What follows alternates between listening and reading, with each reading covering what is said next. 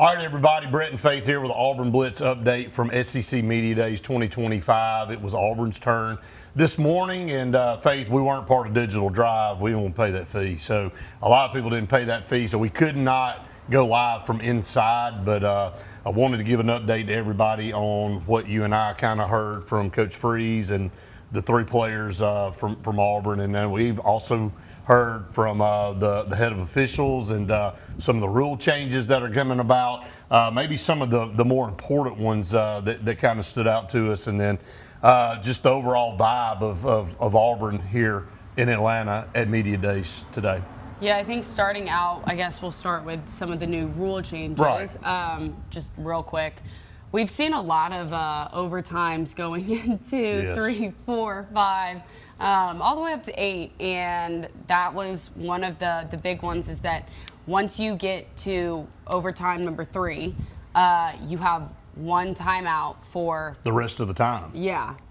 So if it goes 8 overtimes, like the Georgia Tech game, if you already burned it in the 4th overtime, you don't get another one. Yep. So that's going to be interesting to see. I know that doesn't happen very often, but it seems like the theme of everything when they were talking about the length of games, the time, the replays, all that stuff, they're still trying to whittle down the time on these games because they do feel like they drag out a little bit. So that was a priority, and that's another reason why they're doing what they're doing with the timeouts and overtime. So definitely think that was one big one there.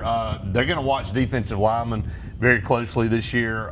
You can shift, but if a guy is basically in his stance and he emulates or imitates maybe a snap count or try to do anything to coerce one of the linemen to jump, they're going to call delay a game against the defense. It's going to be a 5-yard penalty, and they said they're going to really look at that very closely, and that's going to be something that's, to me, going to be controversial because you can already see that defenses teach that. The defense coordinators teach that to their defensive linemen to try to get a little bit of an edge, and they're going to do it.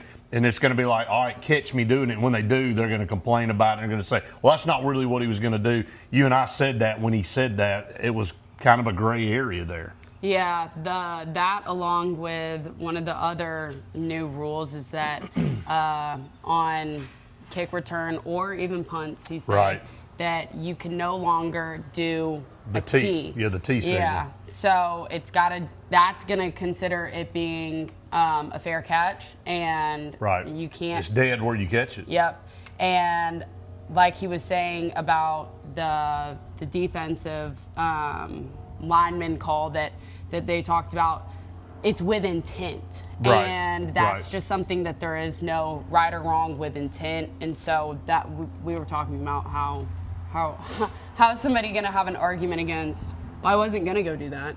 Right. I mean, you're not. And so, and then the last thing, the replay, there's only 2 options now. They're either going to uphold it or they're going to overturn it. Yep. You're not going to be call as stands and all this kind of stuff. They're going to uphold the ruling on the field, or they're going to overturn the ruling on the field. So those are some. It's not a lot, but those are some things that you're going to watch that'll be a little bit different this year. Okay, Coach Freeze, some things that I thought that he said right out of the gate, that we have a roster that can compete now. I know a lot of times he said we needed one more recruiting class to really get, and that is right. I mean, one more solid recruiting class on top of this roster is going to really put Auburn up there at the top. But he feels now that this roster is built to compete now, and I know you and I feel like the quarterback situation is going to dictate a lot about what Auburn does this year and how successful they are. But top to bottom, this is the best roster we've probably had since 2017. Along with how confident he is in Jackson Arnold and his abilities. You got to ask, that he kind of got thrown into some things at Oklahoma, and he wasn't able to come out on the other side. And Coach Freeze, he said, I watched him in high school, and even sometimes at Oklahoma, he was able to persevere, and I see that in him, and I want to see him do that at Auburn. So it looks like he's got a lot of trust in Jackson Arnold and just a lot of faith going into this offense. Well, I mean, again, he's riding with this guy. He went with, his instinct, and he went and picked the guy out in the portal that he wanted, and Jackson Arnold's it. I will add a little caveat to this, and not making excuses, but I think I knew it, but I didn't think I knew it was this bad last year for Oklahoma. They had the worst as far as giving up sacks in the country. They were the worst offensive line group in the country giving up sacks, and pretty much their entire receiving core was out for the whole year. So they had some offensive problems. Again, look,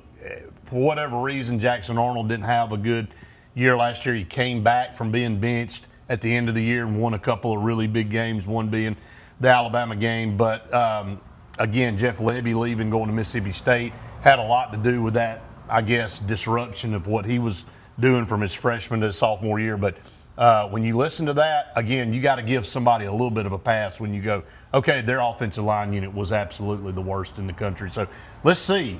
We've talked about this a bunch. Auburn's offensive line this year should be one of the strengths of this team. So it will be nice to see with an offensive line that's veteran. I know we've had a lot of transfer portal guys come in, but with a veteran group and with the wide receivers he has, to see what Jackson Arnold can do in this Auburn offense. Yeah, absolutely. And he sounded pretty confident in that, and confident about the guys that, are vets on this team, and how they've just learned a lot and they've grown together. So they have. And a couple more points from Coach Freeze. He said we got to learn to win the close games. He said we've been in almost every game since he's been here the last couple of years. He said, but the problem is we haven't had the players or the roster or the right call or whatever to get us over the hump. And we saw that last year. And we weren't good in turnovers. We weren't good in the red zone at scoring touchdowns.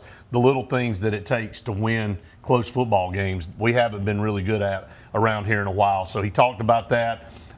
He was asked about pressure, and he said he's glad to be in a place where there are high expectations and there is pressure in a job. Even Keldrick actually touched on that some, Keldrick Falk, and he said that it's good that there's pressure, but also that he doesn't see it in a negative way. Right. And he sees it as almost motivation to get out on the other side where they can be successful, and that backs up the coaches. And he said that it took him a little bit because he was given what he was given a couple of years ago. And Keldrick said this is his first actual team with all of his recruits, and it takes a while to sort out some of those kinks, but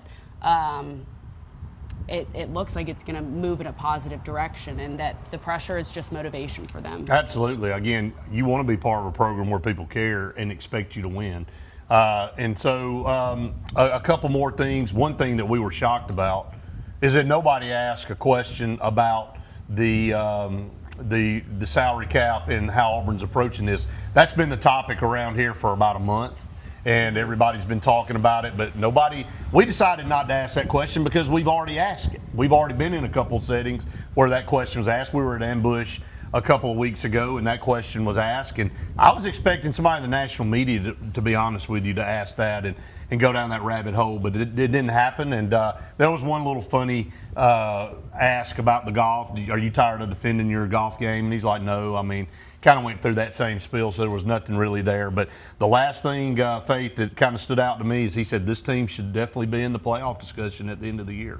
Yeah, I think so. I think that if you look at the roster, and we've said this time and time again, that if you look at the roster, it's got the potential 100% to be in the playoffs. And if you've got all that talent, it's the coaches that are going to have to do their part to kind of make it one, make it a team.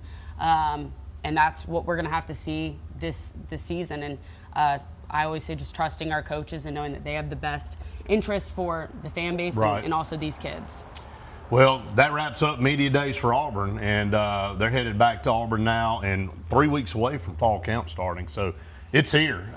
We've been looking forward to this day for a while, and now it's come and gone. And that's our take on the Auburn Blitz side from what Faith and I heard today. Again, nothing groundbreaking.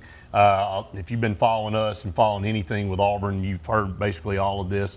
it's time to play football now. We're a few Yep. weeks away now from playing football, and I think that's what this Auburn football team needs more than any other team in the country. So, Faith, it was fun in Atlanta. Again, we're going to shift gears now and get ready. Practice starting in a few weeks. But again, want to remind everybody, go out there, hit subscribe if you have not done that, hit the like button. We appreciate all of you that have done so to this point. So continue to spread the word. It helps us grow out there. Hope everybody has the rest of a Best day ever. and a big old War Eagle.